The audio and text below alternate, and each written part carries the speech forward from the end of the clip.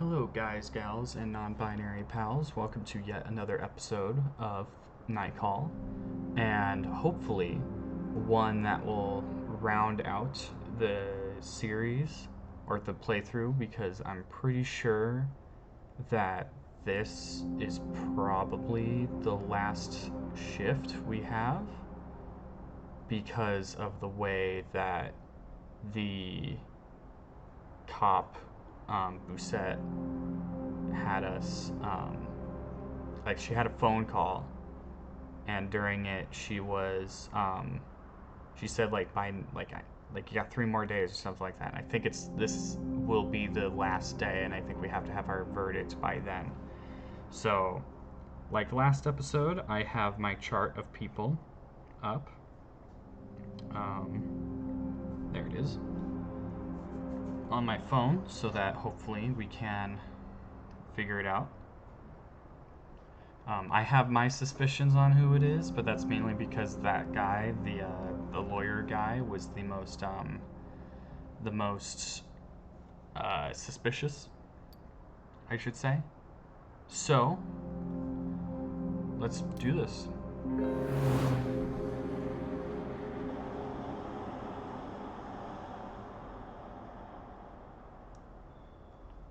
We'll see how this goes. You open one eye. You slept badly. Sometimes you're so tired you can't even seem to get any rest. You'd like to understand how that's even possible. You get up quickly, and a few moments later, you're outside of your studio. Night 6. Alrighty, let's see if any of the people who we need to talk to are here.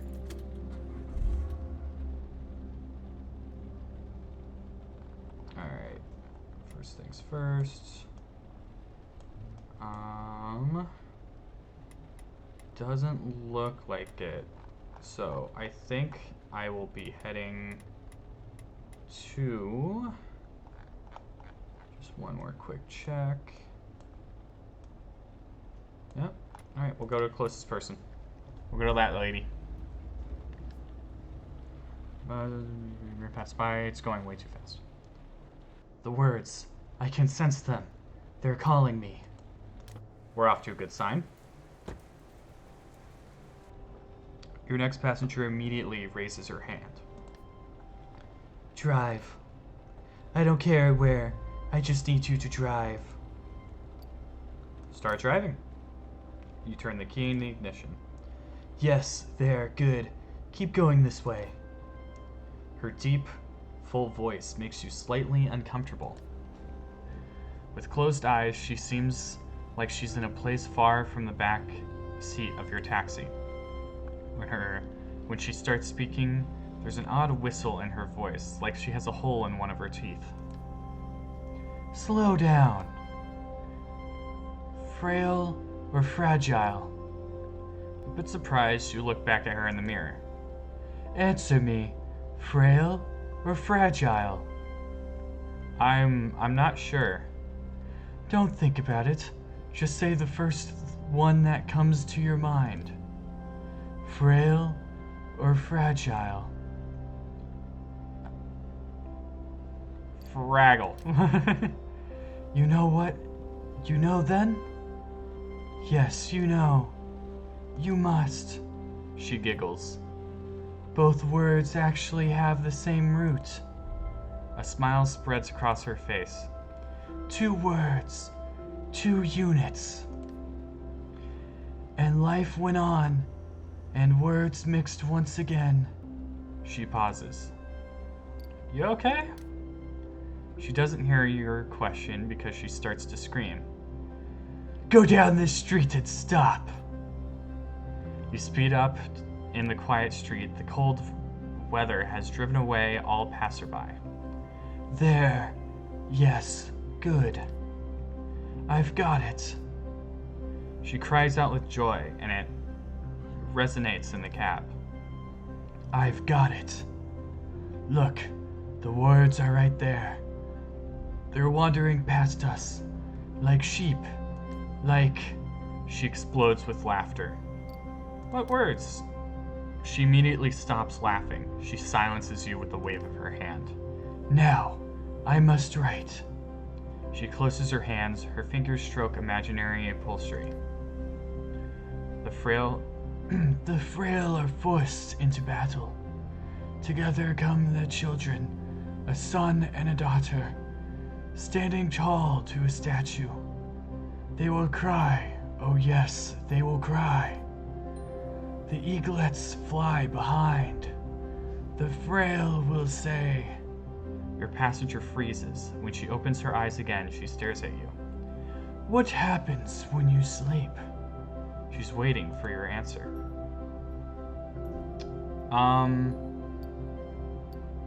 I dream. She tilts her head to the side just a bit. No, that's a lie and you know it. And what happens when you drive? I make a living. Exactly. You give your time to others. She laughs strangely, almost a snicker, as her eyelids droop. And the son will say, Frail father, I want you to come back to life. And the daughter will say, Frail father, I want you to come back a winner. The whistle in her voice grates on your ears. The father responds, You must choose, as the eaglets land upon his shoulder. Together they fly off, and thus all began. Fragile, frail, true paths cannot be fooled. The son and the daughter will grow up, though not at the same place. When early one morning, 20 years later, they wake up. They wake up to the sound of a bugle. The sound will be beaten, churned, clubbed, until he wakes from a 1,000-year dream. A dream without sails, in which the daughter and son fish Alcinide, I don't know. May they learn to live again without their father, frail and fragile. Frail is fragile. She catches her breath. 11 years. I've been writing this poem for 11 years. Good job. I actually liked it. It was actually really good. You get the impression she didn't even hear you. For 11 years, I've been trying to finish the text. It's filled with so much. It's infused with my entire life. Its lungs are swollen in my tears. Her breathing is now quite irregular. And it was waiting right here, in this street, right in front of me. She giggles. Thank you. She sighs, places a few bills in front of you, far more than the fare. Stop here and... You pull the cab over. Keep everything. I have nothing more. She gets out of the taxi without a peep. Seems to you that it's only an impression, but it looks like she's getting smaller and smaller with each step. Darkness swallows her, and you sit there, a bit shaken up by her poem. You pick up the money, something falls at your feet. You grab onto a small, shiny, white seashell with your fingers. You look at it for a second without saying a word. 11 years. The idea makes its way into your brain. You take a minute and drive off.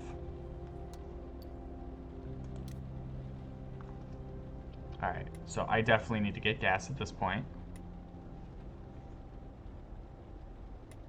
Let's get some gas. Let's get some petrol. The corner eye, see two bumps in alloy, looks like they're fighting. You think about Harvey. Alright. Yeah, we'll go 40. There we go. Alright.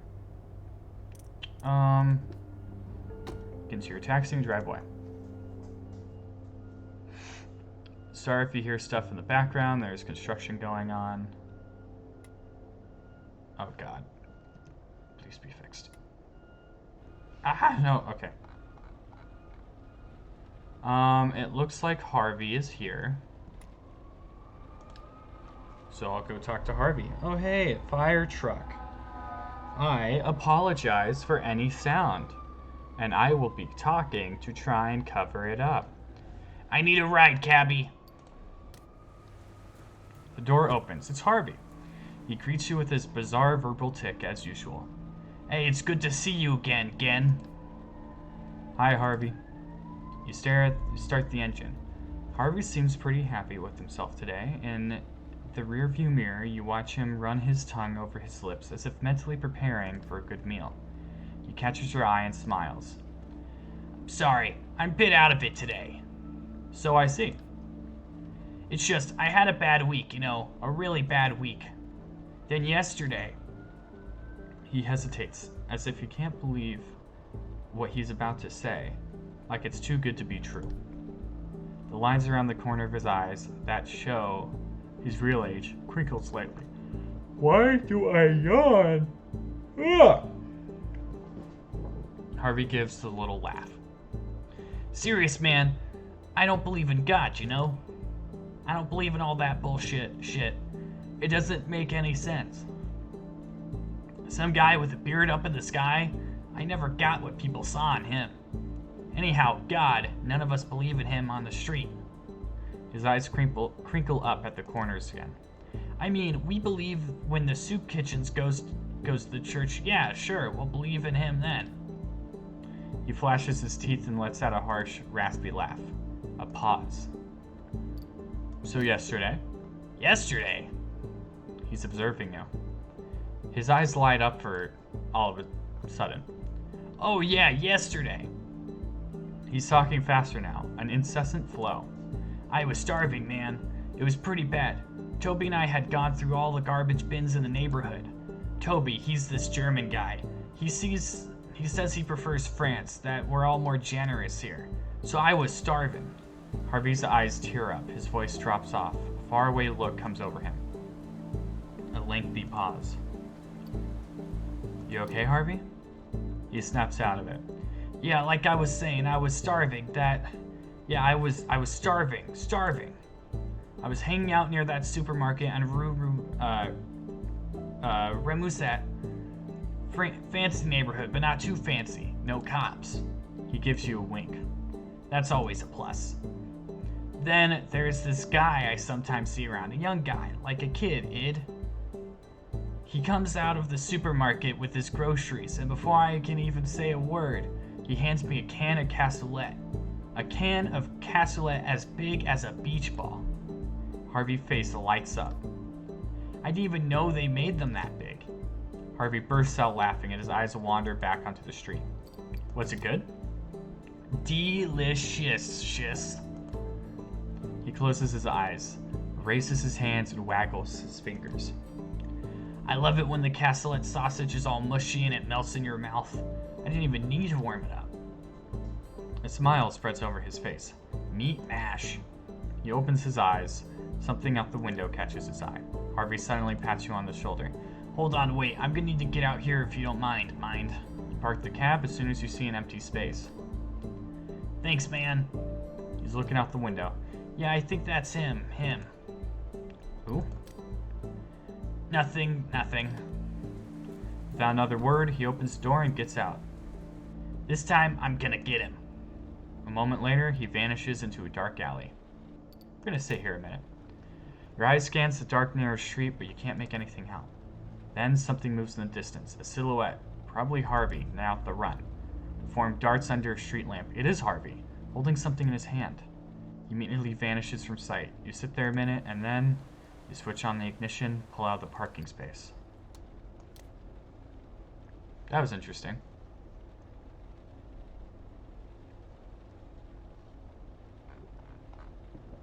Alright. Good to see that it's having that weird mental thing. Or not mental thing, but weird. Alright, I think we're gonna talk to the guy who wants to be Batman. See, it's like something about it's getting tripped. You slow down Uh-oh. The smell of cigarettes creep in around you. It turns into stale cigarette smell. Then, the smell of freshly stricken match. You dare to glance behind you. He is there. So, Judas, happy to see me again? He reveals a row of pearly whites. Too white. No worries, I won't be here long. You're not gonna get the job done. You close your eyes, hoping this mirage will vanish. You probably won't be able to help out that whore. Maybe you'll finally realize she's just using you. You squeeze your eyes shut and see colorful shapes appear, dance around you, disappear. That's your problem. You always want to help out people. But no one ever wants to help you. There's no reciprocity. It's all one way. And that bitch is just like all the others. She's not a whore. Cop whore, same difference. I don't get you. They already locked you up once. You want to go back in? I had no choice. His laughter sends a chill down your spine. There's something vulgar about it. Seriously, man? You had no choice? Whatever. Run, man. Take your taxi and run. My humble advice. But who am I to give advice anyway? You always have a choice. Always. Not me, not them. You feel his gaze bear down on you. I don't know what you tell your passengers. Get the fuck out. He shrugs. You're a piece of shit and you know it. Making deals with traders, sucking dick so you don't end up in jail. Man, you're the victim here. Be a victim. Use victimhood to your advantage. It doesn't happen every day. That other time, you weren't the victim. He flashes his teeth in the rearview mirror. Killing your own brother? Now that's something. What? Huh? We did what? He bugs his eyes out, mocking surprise or horror. Pretty hardcore. Shut it. You suddenly feel nauseous. Let me tell you what your problem is. You thought you had a chance in life. Your gut is burning, like its contents are ready to spew all over the windshield. Like your good grades in school, your little books, as if 3 months you spent in college might actually change anything. But you're nothing. According to the people of this country, you don't count. You throw up a little in your mouth. The bile stings your throat. According to the people you protect and drive all over Pan Am, you don't count. You double over the steering wheel. Your stomach burns, but nothing is coming up. You glance behind you and realize you're alone in the cab. It's just you. You wipe the sweat from your forehead and start driving away. Again, the smell of the motor reassures you, calms you down. Well, that was intense.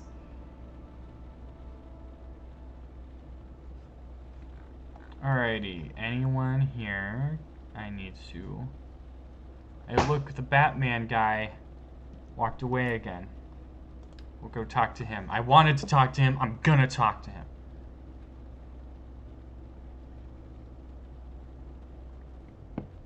Gonna need a taxi soon. You pull up next to a sidewalk in a calm, nondescript alley. No sign of your passenger. The cobblestone gleam calmly underneath the street lamps. A cat jumps from one building to another. 2 men are fighting in the shadows. You sit up abruptly. Something is shining in the darkness. One of those Japanese sabers just reflected off the street. You put up a hand on the door handle, ready to run. The saber falls to the ground, and the sound rings through the alley. One of the 2 men crumples. The other walks towards your taxi with determination. At the very last minute, just as the door is about to open, you recognize the passenger from before, the one who thinks he's a superhero. We can go. Same address as last time. He appears to be out of breath, but his voice is calm and poised. What about the other guy? I'll tell you in a minute. First, start driving. The police are on their way and I don't want to run into them. Neither do you. And I don't want to get you mixed up on all this. Put your foot on the accelerator. Behind you in the rearview mirror, you can see lights in several apartments flick on. Apparently the fight woke up some of the neighbors. He stops, out of breath. Everything okay? Yeah, I'm okay. He tenses his muscles. His chest inflates. He catches his breath. In the space of a few seconds, his heartbeat has returned to normal. I'm sorry, but... Another deep breath. I think I shit my pants a little. Oh! Hard to say since he has a mask on, but you're pretty sure he's looking at you straight in the eyes. But don't worry, there's no marks. I was just so scared. He pulled his katana out. Man, I was like, that's it, it's over. You had a good run in life, now he's gonna cut you up like a turkey. But actually, I handled it. He pauses, nods. You sense him sitting up straighter. Yeah, I handled it. I handled the hell out of it.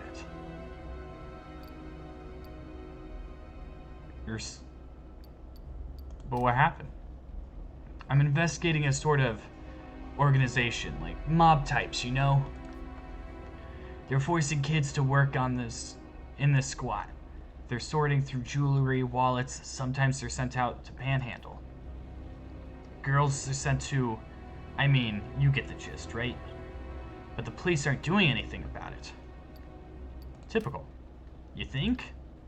You nod. I don't know. I think there's something else to it. First off, the kids aren't French. The organization is tied to the Albanians and this not-so-nice German guy. They have ties to an extreme right-winged organization with connections to 2 police captains. I came to get photos. I want to alert the press. Outside, an ambulance crosses your path. No sirens, no lights. It almost looks like a moving van. And while I was going about my business, that guy jumped me with his katana. Scared me to death. He pauses for a while. His body's radiating heat. Any hotter and he's starting to smoke. That's really risky. Yeah, it's dangerous, but that's not what's most important. He clears his throat. What I'm about to say will probably sound pretty weird, okay? Another breath. This one is deep and long, almost moving. Since I've been chasing this organization down, I really feel like I'm doing something useful. Like I can really make a difference here. On a side note, I think that's the Arc of Triumph. I could be wrong there, but it looks like that big roundabout area around it. Or at the very least, if it isn't, I know what that general landmark is, because it's like that big hub. Like I can really make a difference. And shit, that makes it all worth it. He pauses. Would it be okay if I just got some shut-eye for the rest of the trip? I think I need to. He falls asleep mid-sentence. You crack your window to let some fresh air in. The trip continues in silence, with you at the wheel and a masked hero in the backseat. What if you'd taken martial arts classes? What if you had known how to defend yourself? Maybe that night, you shake your head. There's no point in thinking about it. He or she snuck up on you, attacked you from behind. You still have about 10 minutes left before reaching your destination. New Willy. New Willy always has the same effect on you. One of surprise. You're surprised to be reminded of this town next to Paris. Calm, pointless, unremarkable, boring as hell. At long last, you pull up in front of the driveway you dropped off your passenger last time. He wakes up with a start. Already? You grin. Yes, already. I could have slept for about 20 more hours. He He glances at your dashboard. I have an essay to turn in 6 hours from now. Wish me luck. Good luck. Thank you. He sighs, stretches for a while, something in his neck cracks. Anyway, shower, breakfast, essay, sleep. That's the plan. He pays the fare and rushes into his building a few seconds later. You sit still, alone. Once the coast is clear, you check the back seat to make sure it's clean. It is. No trace of blood. You sigh in relief and drive off.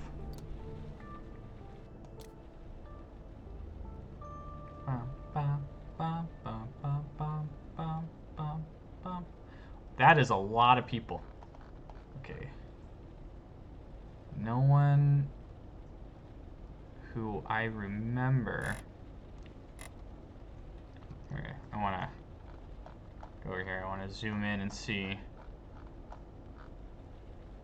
Okay. I think I'll keep doing what I'm doing, and I will go to the closest person, who is... Oh my god, come on. Just give me a chance. There we go. I don't know how to fix that. I feel like I could just go to the menu and come back, but I don't know if it saves. Like how it saves. Charles de Gaulle Airport, please. Your passenger slips into the back seat, dragging a backpack that apparently weighs a ton. Do you want to put that in the trunk? She refuses politely with a shake of her head. Thanks, but I'm gonna have to get used to keeping it with me. I'm gonna be on my back for an entire month. You smile and start the cab. A glance in the rearview mirror. Your passenger is rather young, and the camera around her neck looks very expensive. Her backpack, scarf, and clothes are fairly worn. Going on vacation? A small, almost nervous laugh escapes her. Yeah, I guess you could say that. She looks out the window at the passing road. So then you aren't going on vacation? Libya. Her cool, clipped tones immediately brings the conversation to an end. Sorry. 2 seconds go by before your passenger can even bring herself to look at you. It's fine, it's me. I've been on edge lately. She shrugs. I'm sorry. She's watching you, senses she can talk to you, lowers her gaze. On my way back to Greece to join an NGO rescue vessel. Okay, so obviously what that just was is it popped up and was like asking about NGO. An association that helps migrants trying to make the crossing. I'm going to be doing a story on them. Oh, are you a journalist? She smiles, and the first since you've set off. Yes, a photojournalist. They make the crossing even in winter? They make the crossing whenever they get the chance, regardless of the time of year or the weather. The EU has just closed its surveillance and rescue program. Only non-governmental associations are doing anything to help now. So I'm on my way. I volunteered. I even gave a fuss to get the assignment. This game always makes me so goddamn tired. Her tone of voice is increasingly shrill. I read first-hand accounts. I talked to journalists who have worked on the subject. I just can't ignore the whole thing. She gives you a short laugh. I even played a video game about refugees. Beautifully done. Really powerful. I knew I couldn't just sit back and watch. This was my chance to show the world what's really going on there. Your passenger's phone starts to ring.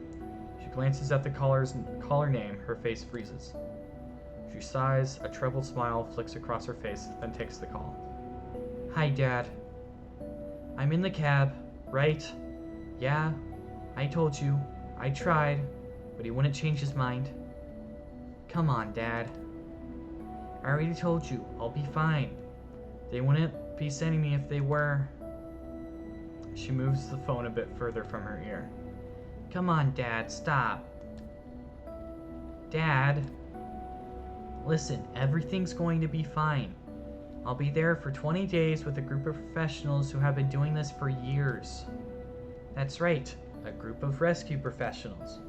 Would you just stop? She sighs heavily. It's no use. She's been down this road 1,000 times.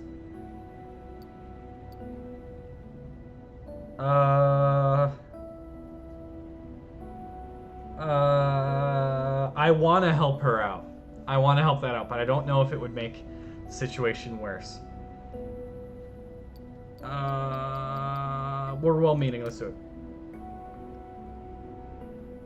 We're about to get to the tunnel, mademoiselle. You're about to cut out.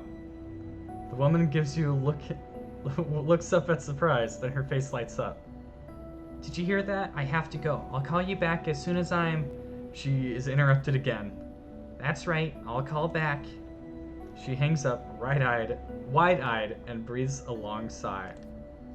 My parents, they can be a little much at times. She smiles. Anyhow, thanks for jumping in there.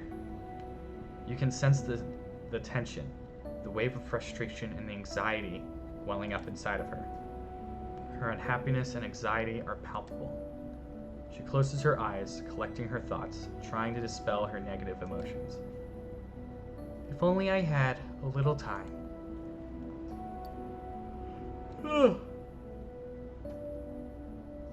Is there anything I can do to help? No, thank you. I'll be fine. You already got me out of that never-ending conversation. Just thinking that I'd be able to do a little yoga. It really helped me relax. It's an amazing way to unwind, to calm down and release tension.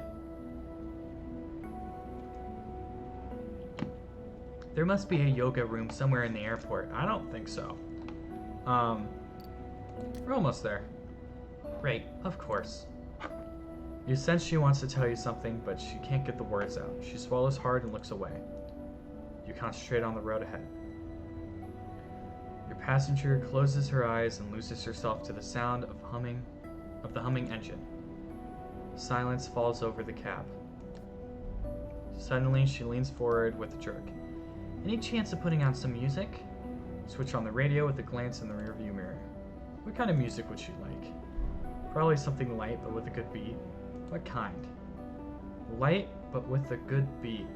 I think pop. Because rock can be a bit heavy. A song from last summer comes on. It was played absolutely everywhere, day and night. Behind you, the passenger is humming to the flute. Seems to have done the trick. Hey! The road passing by, and before long, you're approaching the airport. A moment later, you turn down the radio. The song fades. I'll pull over here. It'll be easier for you to get out of the cab. You get to the airport drop-off zone. A couple of colleagues greet you with a wave. A few bleak-looking passengers are struggling with huge huge suitcases in car trunks. A security guard sitting on the luggage cart smokes a cigarette, clearly exhausted. The passenger pays the fare, collects her things, but doesn't leave the cab. Thank you for getting me out of that horrible phone call.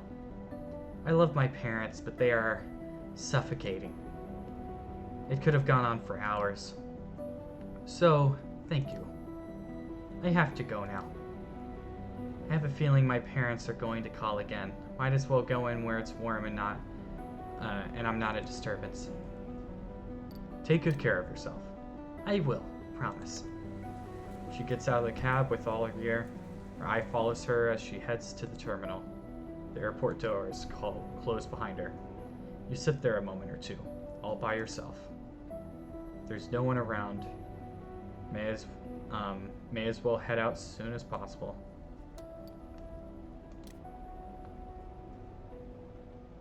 Alrighty. Let's see. Aha! Gonna have to drive all across the freaking city for this one. No!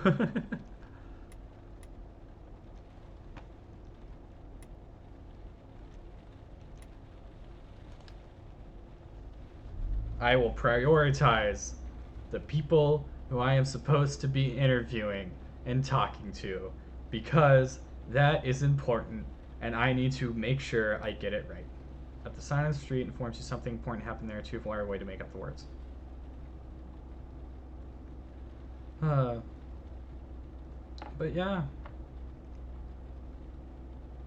I that's the type of conversation that I really like in this game. Ones where it's stuff like that, people just kind of going off along their lives. Going to the hospital as usual. All right. You recognize the next passenger getting into your cab. A cop, the detective, your subject. He has a tired look about him, and it's not just because it's early. His voice drags. The usual place. St. Louis Hospital then. You start driving. Glance at your passenger, same expression, same clothes. Some things never change. He looks grumpy, in a bad mood. He's holding a cigarette between his fingers and almost broken it several times. Tough morning? He shrugs. No more than usual. His tone makes it clear there is no room for discussion. You let it drop. A bit further, construction workers are bustling about tearing down a storefront.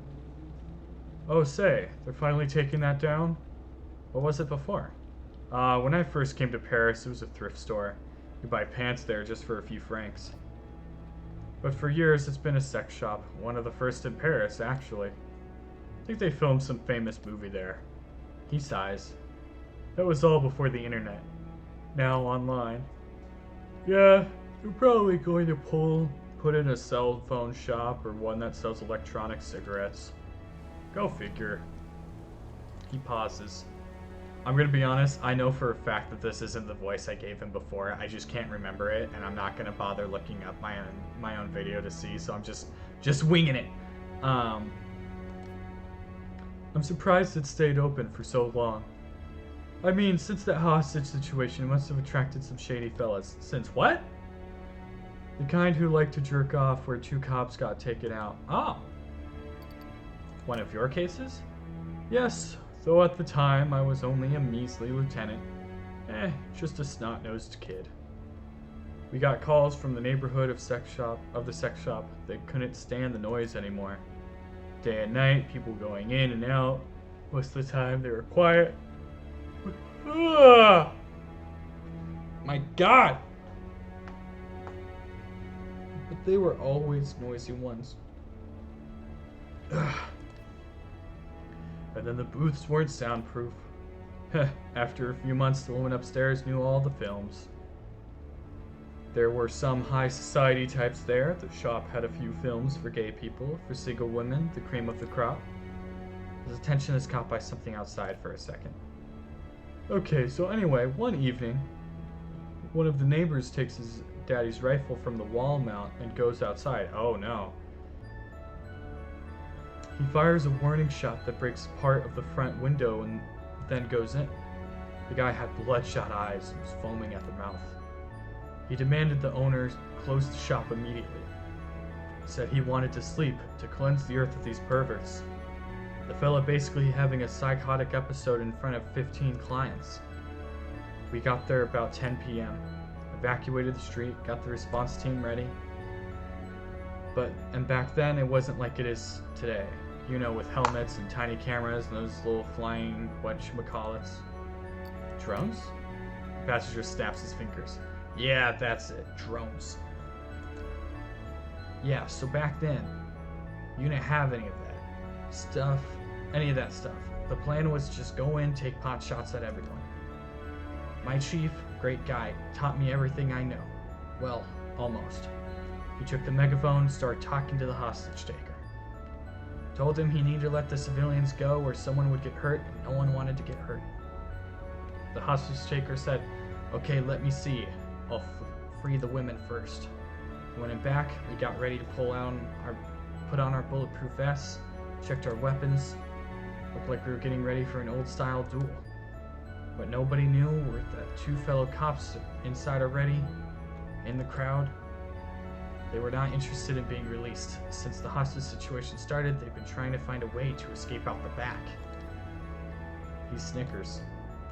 They were ashamed to be there. They said to themselves they could approach the hostage taker and tell him they'd infiltrated the building before the police officially got there. But the guy with the rifle was not a newbie. He was a Boy Scout and his father taught him how to fight. A dry laugh. His father fought the Nazis. He wanted to fight the hippies. Classic. He could see two cops were a bit worked up, were speaking in hushed voices, so he pulls them aside and decides to let him go. One of them decides to let him go. The policeman flounders, asks the hostage taker to take one of the 4 women in the shop instead of him. But he won't have it. So we're there outside when all of a sudden out comes Mitchell, the deputy chief of police. Oh my god. His shirt was untucked and he had this stupid look on his face, and then the guy behind him, he started to laugh. The hostage taker fired. The first time in my life I saw a skull from the inside. Blood and brain strewn all over the sidewalk. Tossed my cookies. I mean, hey, I'd only been on the force 2 years, you understand? He sniffles. I wouldn't have wanted to change places with that guy behind me who's laughing. I never knew who it was. There are a lot of rumors. Even one saying it was me. He's silent for a moment. But it wasn't. I didn't know Mitchell for starters. Not well, anyway. He shrugs and falls silent again. You let a few seconds go by. What about the other cop? The other cop? The one who was still in the sex shop. He attacked the hostage taker in the shop. Another rifle shot. And while my brother spent 6 weeks in intensive care before he croaked. As for the hostage taker, I think he must be out of jail by now. A real psycho, high on all sorts of pills. Not a pretty sight. They redid the sex shop after, and since then, everyone from the squad who came in always got a little discount. He pulls the cop car in front of the hospital. You pull the cop car in front of the hospital, and your passenger pays. It's the least they could do, when you think about it. I never been myself. Actually, I avoided even going down that street, so I wouldn't have to think about it. About that day again. It was almost like a bouquet of poppies, big red and black flowers. He pauses. And it's odd to think of that. It's odd that I think about poppies, considering what they mean. You know, each flower is simple, has meaning, and I believe the poppy symbolizes peacefulness. I'd have to check. My ex-wife left me a book about it. Don't know why I held on to it. His eyes wander. Yep. He sits up. Alright, I'm off. He gets out of his car, walks through the hospital. His figure blurs into the darkness. For a second, you think he might have stopped. He disappears into the hospital, and you drive off. I went through like 3 different voices there.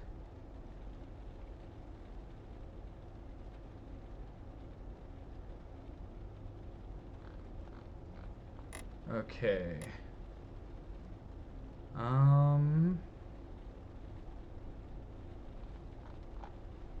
I guess we'll go with this lady here.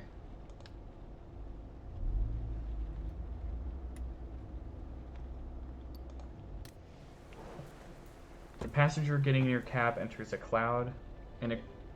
Oh my god. Corella DeVille, is that you? Good lord. The next passenger getting in your cab enters in a cloud of extremely heavy perfume. It's well-known scent, one that you see advertised. And the Champs-Élysées. The woman must be in her 50s. She has impeccable posture. The fur she wears around her neck must be worth several days' pay. She opens her mouth. Good evening. Before you start driving, I just need to tell you something very... She purses her lips, attempting to stifle the word that is about to come out, then raises her fingers. Shit! Whore! She continues to look at you, the same smile frozen on her face. She just shouted gibberish at you, but her face hasn't budged. It's like she wasn't even aware of what you said. She purses her lips even harder. She shakes her head. I am truly sorry. Please hear me out. You're so taken aback, you find nothing to say. I am suffering from, major emotional trauma. It seems to have triggered very strong verbal episodes. They're exhausting, to be honest. I hope you can shit understand. Please know that I do not believe a single word I am saying. She smiles. It's my husband. She shrugs. Married for 25 years, 2 kids, a house on the coast, all sorts of fun plans for the futures. Then, why do I keep yawning? A sad smile flashes across her face. She looks at you. I'm used to it. Thank you for your understanding. She grins for just a second. Here I am, discovering how to live alone for the first time. At 50. Crazy, isn't it? It's really not so easy. You bite your cheek to avoid laughing and start driving. With a bit of luck, your passenger won't say anything for the remainder of the ride. Your passenger sighs. I am devastated. Devastated. You raise your eyebrow and look in the mirror. An entire year of therapy vanished into thin air. Humph. How terribly sad. These days, the medical field is just... What's wrong? Just imagine. I spent more than 40 hours talking to this therapist. Not to mention the thousands of euros she was paid. This afternoon, we started talking. We were talking about my relationship with my son. She purses her lips.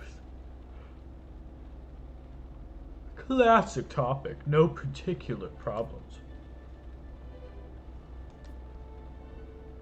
The passenger coughs gently, as if to cover up the monstrosity she just shouted. Calm down. And right then and there, she started to laugh. The laugh.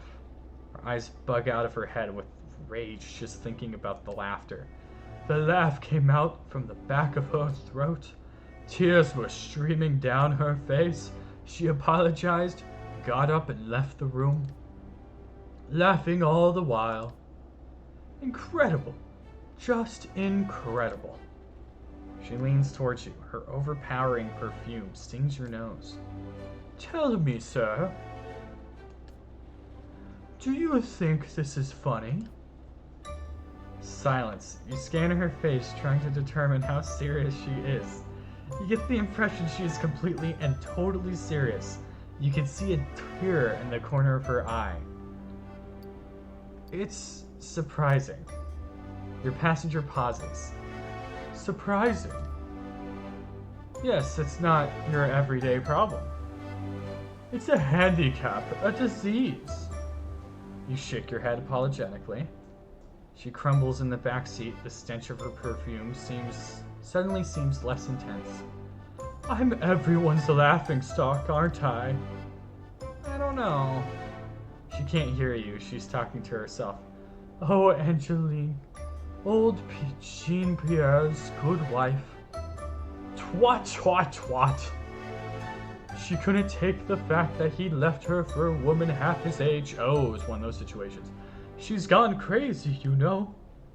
She's unrecognizable with all her tics and the stuff that comes out of her mouth. Monstrosities, insults.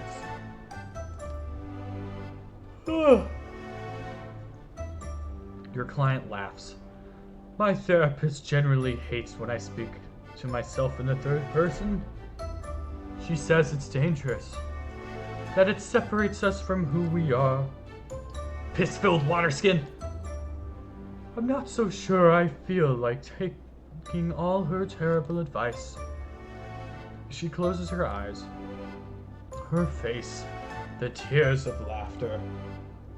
How traumatic. You should file a complaint. File a complaint? Yes, with the bureau shrinks or whatever. She keeps an eye on you. No shit, no, I don't think so. File a complaint? What a horrendous idea. I understand why she burst out laughing. I mean, I know that. She points to her face, her mouth. I know it's not easy to handle. I know it shocks people. She shakes her head. The other day I was at the supermarket. I said to the woman at the checkout, the word. She raises her shoulders and is red with shame. The other word for a woman's chest starts with a T. Tits? She furrows her brow. Yes, but it doesn't give you a free pass to say it. Alright? Then she can't help but smile. I must confess that it was funny. The look on her face when I said that word. She lets out a giggle. You've almost reached your destination. Maybe I should call her back. Who? My shrink, as you put it. She was a big help. 6 months ago, it was much worse. You swallow uncomfortably and prefer not to picture what it must have been like. You pull up in front of your passenger's building. She pays her fare, but doesn't get out right away. It's silly, actually. Syphilis! When I'm angry, I don't cuss at all. Maybe I should get angry more often. If it makes you feel better, she smiles shyly. Have a good evening, sir. She waves and gets out of the taxi. As for her perfume, it lingers right here in the cab. You air out for a moment before driving away.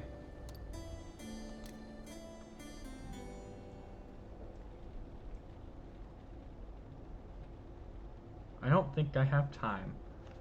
Yep. You met Alicia.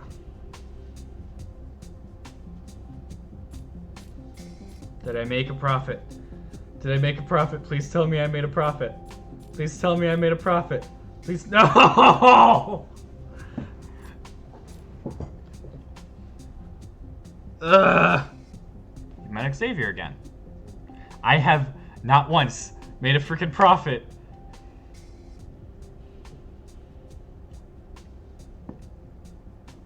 I suck at this job.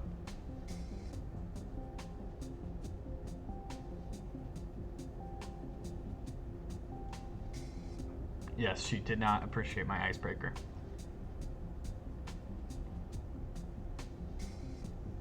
Alright.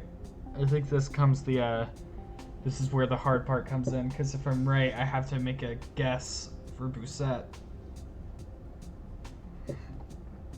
Unless there's another episode that I need to make.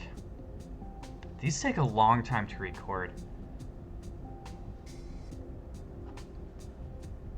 Almost an hour. Alright, we're done here. It's probably going to end up being a little bit more than an hour if I need to make a choice.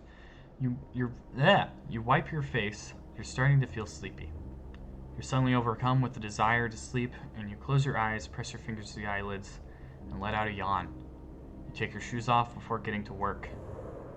There is no more evidence!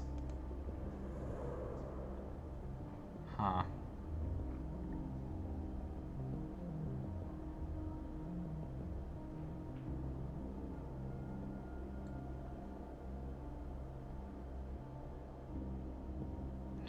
I don't think it's him. I really don't think it's him. I don't think it's her either. I think it's Salim. Just because of how, I don't know, he seemed so nervous when we were talking to him. But it could be Harvey. Could be Harvey. The phone rings. You impulsively take a step back. It's the moment of truth. Hello? Hi. Ice cold. So?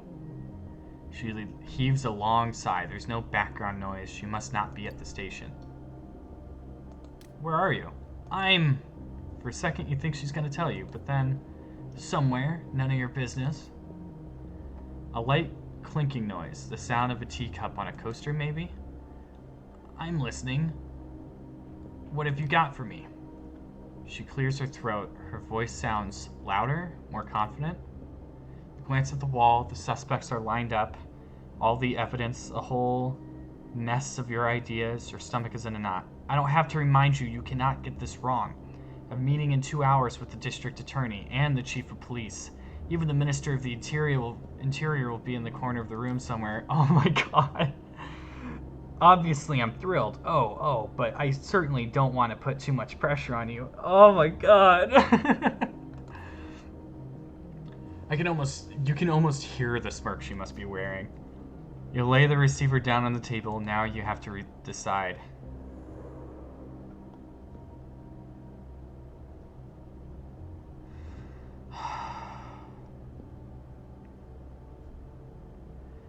I don't know who. I don't. I don't know who. I don't. Alright. I didn't get enough on Paul or Claudia to really convict it. I think I only ever talked to Claudia once. And I think that was like the first episode. And I didn't get much from her.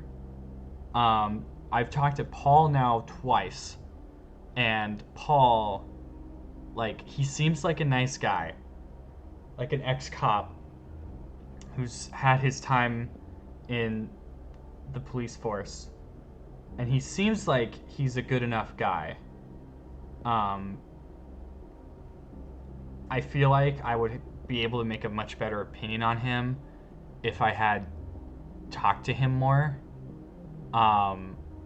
Because I was playing this game wrong the entire time. But, with him, it's kind of a, like, I don't know enough about him.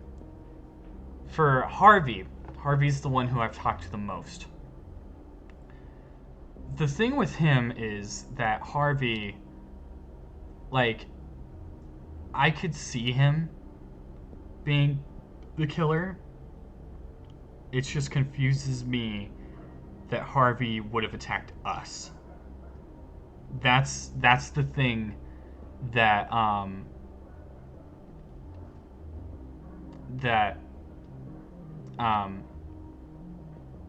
that got me.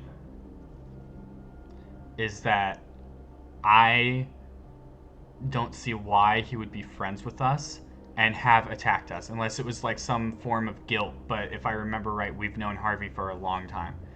And then there's Salim, who's a defender on the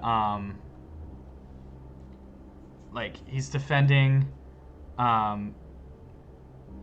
he's just like a lawyer, and he was just acting a little bit weird when we talked to him the one time. So like I don't want it to be Harvey, and Salim was a bit sus, but like, out of everyone, the evidence most lines up with Harvey, sadly.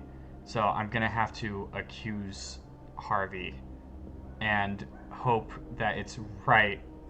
Otherwise, I've just condemned a poor homeless dude. Pick up the phone, back up, and explain your choice to Lieutenant Bousset. Why, how, the evidence, your sources. She listens without saying a word.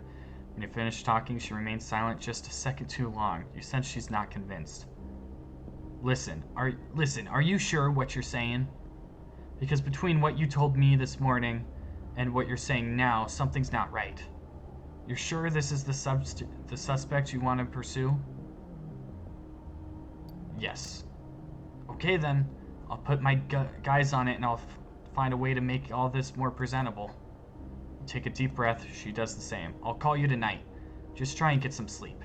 She pauses. No way she's going to hang up on such a positive note. No, she's probably going to. It might be your last night of freedom. There it is. She snickers and hangs up. You put the phone down. You might as well be standing in an ice-cold emptiness of outer space. You decide to get to bed. To sleep, the best way to kill time. With a heavy hand, you wipe your tired face. You lie down on the open sofa bed. The events of the day run through your head. The streets, the passengers, their faces, their problems. Is it going to do night 7? Because if it goes to night 7, I will stop. You open one eye. You had a hard night, restless. You get the impression you've aged 5 years in a matter of hours. You get up quickly. A few minutes later, you're outside your studio. Alright. So it turns out this isn't the final episode. We got one more episode after this. We'll see how this goes. Or not. You exit your place and see Busette leaning up against your cab. She waves at you to get in. You get in, a metallic taste creeps into your mouth. Oh shit. Oh shit. You and I had a deal. You nod painfully. The intel you gave me was total crap. Clearly, I should not have trusted you. Clearly! Clearly! Her voice suddenly becomes distant and rumbling. You're coming with me to the station, and we're going to talk about what will happen next. Like a storm, a tempest that destroys everything in its path. Everything. Believe me, the DA is dying to meet you. What'll happen next? She'll drag you to the station, blame you for everything. Everyone seems to believe anything she says. All the evidence she has is false. The next day, your face is on the cover of your newspaper. Of all the newspapers, your name is on everyone's lips. You are the killer everyone's been waiting for. You're fucked. Fucked.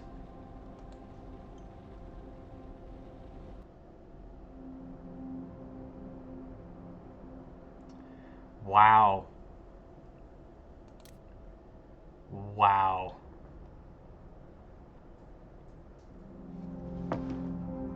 Wow. That was good. That was good. I'm kind of curious as to who the actual killer was then. I don't really want to play through it again because that took a long time to play through. But we got the bad ending where we ended up arrested and called a killer. But damn. You know, I just gotta say, this is all on Busette. She should not have come to me in the first place. She's a horrible person. She's a horrible cop. And it's her fault that I ended up in this situation. But I definitely played the game wrong. 100% played the game wrong. I was just kind of doing whatever when I should have been talking to people who were important to the case. So maybe I'll play on my own time, figure it out from there. Maybe someday I'll do some of the other cases.